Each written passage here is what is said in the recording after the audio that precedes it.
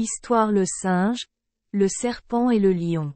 Il y a très très longtemps vivait, dans un village appelé Kijiji, une femme dont le mari est décédé, la laissant avec un petit garçon. Elle travaillait dur toute la journée pour obtenir de la nourriture pour elle et son enfant, mais il vivait très mal et était la plupart du temps à moitié affamé. Lorsque le garçon, qui s'appelait Mvu, Lana, commença à devenir grand, il dit un jour à sa mère, « Mère, nous avons toujours faim. Quel travail mon père a-t-il fait pour nous soutenir ?» Sa mère répondit, « Votre père était chasseur. Il a tendu des pièges et nous avons mangé ce qu'il y avait attrapé. » Oh, a dit Mvu Lana, ce n'est pas du travail. C'est amusant. Moi aussi, je vais tendre des pièges et voir si nous n'avons pas assez à manger. Le lendemain, il alla dans la forêt, coupa des branches aux arbres et revint chez lui le soir. Le deuxième jour, il passa les branches à faire des pièges. Le troisième jour, il a tordu la fibre de coco pour en faire des cordes. Le quatrième jour, il installa autant de pièges que le temps le permettait. Le cinquième jour, il installa le reste des pièges. Le sixième jour, il alla examiner les pièges, et ils avaient pris tellement de gibier, outre ce dont ils avaient besoin pour eux-mêmes, qu'il en emporta une grande quantité dans la grande ville d'Unguja, où il le vendit et acheta du maïs et d'autres choses. Et la maison était pleine de nourriture, et, tandis que cette bonne fortune persistait, lui et sa mère vivaient très confortablement.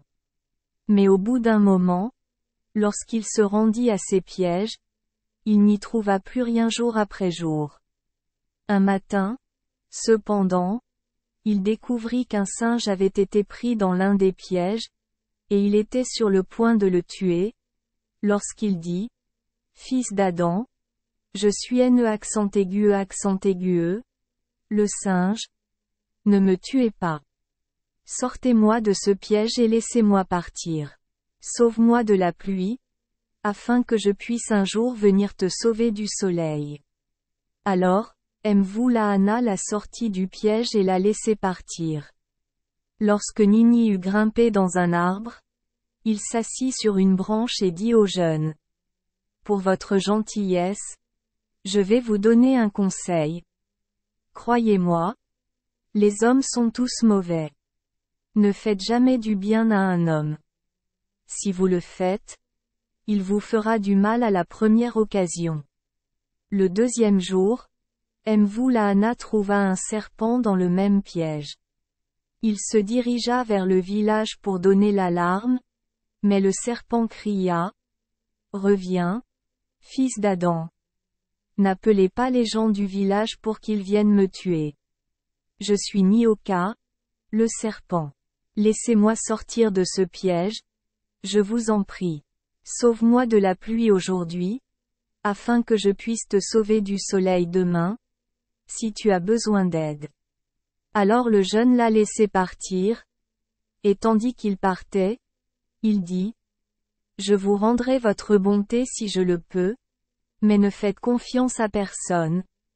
Si vous lui faites du bien, il vous fera du mal en retour à la première occasion. » Le troisième jour, Mvu Lana trouva un lion dans le même piège qui avait attrapé le singe et le serpent, et il eut peur de s'en approcher. Mais le lion dit, « Ne t'enfuis pas. Je suis Simba Kongwe, le très vieux lion. Laissez-moi sortir de ce piège et je ne vous ferai pas de mal. Sauve-moi de la pluie, afin que je puisse te sauver du soleil si tu as besoin d'aide. » Alors, Mvu Lana l'a cru et l'a laissé sortir du piège. Et Simba Kongwe, avant de poursuivre son chemin, lui a dit, « Fils d'Adam, tu as été gentil avec moi, et je te récompenserai avec gentillesse si je peux.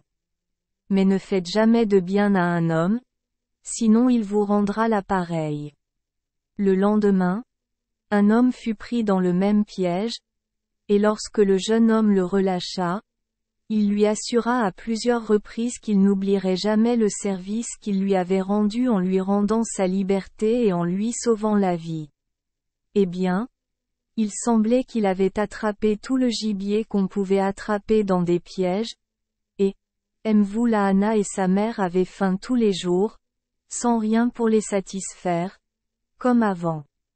Enfin, il dit un jour à sa mère, « Mère, fais-moi 7 gâteaux du peu de repas qui nous reste, et j'irai chasser avec mon arc et mes flèches. » Alors elle lui fit cuire les gâteaux, et il les prit ainsi que son arc et ses flèches et partit dans la forêt.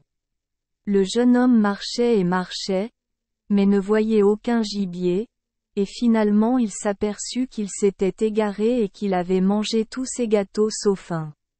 Et il continua son chemin, ne sachant s'il s'éloignait de sa maison ou s'il s'y dirigeait, jusqu'à ce qu'il arrive au bois le plus sauvage et le plus désolé qu'il ait jamais vu. Il était si misérable et fatigué qu'il sentit qu'il devait se coucher et mourir, quand soudain il entendit quelqu'un l'appeler, et levant les yeux, il vit Nini, le singe, qui lui dit, « Fils d'Adam, où vas-tu ? » « Je ne sais pas, » répondit malheureusement Mvulana, « je suis perdu. » « Eh bien, dit le singe, « ne vous inquiétez pas. Asseyez-vous ici et reposez-vous jusqu'à mon retour, et je vous rembourserai avec gentillesse la gentillesse que vous m'avez montrée autrefois. » Ensuite, Nini s'en alla dans des jardins et vola tout un tas de pâtes et de bananes mûres, et les apporta à Mvulana, et dit, « Voici beaucoup de nourriture pour vous. Voulez-vous autre chose, aimeriez-vous prendre un verre ?» Et avant que le jeune homme ait pu répondre, il s'enfuit avec une calebasse et la rapporta pleine d'eau. Les jeunes mangèrent donc de bon cœur et burent toute l'eau dont ils avaient besoin, puis chacun se dit « Au revoir » jusqu'à ce que nous nous revoyions, et ils se séparèrent. Alors que Mvulana avait marché beaucoup plus loin sans trouver le chemin à suivre, il rencontra Simba Kongwe, qui lui demanda « Où vas-tu, fils d'Adam ?» Et le jeune homme répondit, aussi tristement qu'avant, « Je ne sais pas. Je suis perdu. » « Viens, remonte le moral, » dit le très vieux lion, « et repose-toi un peu ici. Je veux aujourd'hui vous rendre avec bonté la bonté que vous m'avez témoignée autrefois. » Alors, Mvulana s'est assis. Simba Kongwe s'en alla, mais revint bientôt avec du gibier qu'il avait attrapé, puis il apporta du feu, et le jeune homme fit cuire le gibier et le mangea. Quand il eut fini, il se sentit beaucoup mieux, ils se dirent au revoir pour le moment et chacun repartit son chemin. Après avoir parcouru encore une très longue distance, le jeune homme arriva dans une ferme et fut accueilli par une très vieille femme qui lui dit « Étranger, mon mari est tombé très malade et je cherche quelqu'un pour le soigner. Prépare-lui des médicaments. N'y arriverez-vous pas ?» Mais il répondit « Ma bonne femme, je ne suis pas médecin, je suis chasseur et je n'ai jamais utilisé de médicaments de ma vie. Je ne peux pas vous aider. » Lorsqu'il arriva sur la route qui mène à la ville principale, il vit un puits, avec un seau à côté, et il se dit « C'est exactement ce que je veux. Je vais prendre un verre d'eau de puits. Laissez-moi voir si l'eau peut être atteinte. » Alors qu'il regardait par-dessus le bord du puits, pour voir si l'eau était assez haute, que devait-il voir sinon un très gros serpent qui, aussitôt qu'il l'avait aperçu, lui dit « Fils d'Adam, attends un moment. » Puis il sortit du puits et dit « Comment, tu ne me connais pas ? » « Certainement pas, » dit le jeune homme en reculant un peu. « Bien, dit le serpent. Je ne pourrai jamais t'oublier. Je suis Nioka, que vous avez libéré du piège. Vous savez, j'ai dit. Sauve-moi de la pluie, et je te sauverai du soleil. Or, vous êtes étranger dans la ville où vous allez. Donne-moi donc ton petit sac, et j'y mettrai les choses qui te seront utiles quand tu y arriveras. Alors, Mvulana a donné le petit sac à Nyoka, et il l'a rempli de chaînes d'or et d'argent, et lui a dit de les utiliser librement pour son propre bénéfice. Puis ils se séparèrent très cordialement.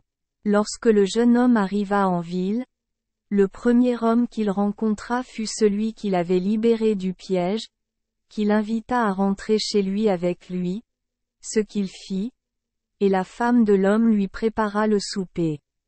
Dès qu'il put s'enfuir sans être remarqué, l'homme se rendit chez le sultan et lui dit, « Il y a un étranger qui est venu chez moi avec un sac plein de chaînes d'argent et d'or, qu'il dit avoir obtenu d'un serpent qui vit dans un bien. Mais même s'il prétend être un homme, je sais que c'est un serpent qui a le pouvoir de ressembler à un homme. » Lorsque le sultan entendit cela, il envoya des soldats qui amenèrent devant lui, Mvulana et son petit sac. Lorsqu'ils ouvrirent le petit sac, l'homme qui fut libéré du piège persuada les gens qu'un mal en sortirait et affecterait les enfants du sultan et les enfants du vizir. Alors les gens se sont excités et ont attaché les mains de Mvulana derrière lui. Mais le grand serpent était sorti du puits et était arrivé à la ville à peu près à ce moment-là, et il alla se coucher aux pieds de l'homme qui avait dit toutes ces mauvaises choses à propos de Mvulana, et quand les gens virent cela, il dit à cet homme, « Comment ça va? Il y a le grand serpent qui vit dans le puits et il reste à tes côtés.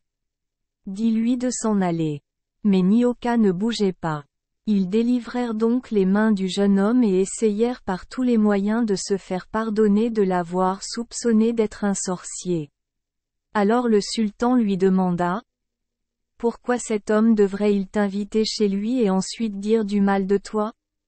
Et Mvulana raconta tout ce qui lui était arrivé, et comment le singe, le serpent et le lion l'avaient mis en garde contre les conséquences de toute bonté envers un homme.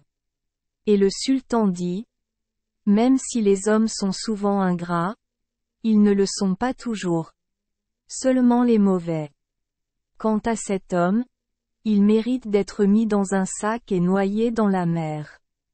Il a été traité avec gentillesse et a rendu le mal pour le bien. » Merci les enfants des Esperluette Croisillon 39. Avoir écouté des contes de fées au jour Esperluette Croisillon 39. Oui. Espérons que les histoires apporteront aux enfants des moments heureux et significatifs. Si vous aimez notre chaîne, veuillez appuyer sur le bouton S Esperluette Croisillon 39. Abonner, pour ne manquer aucune histoire intéressante. Je vous souhaite une bonne nuit de sommeil et de beaux rêves. Rendez-vous dans la prochaine histoire.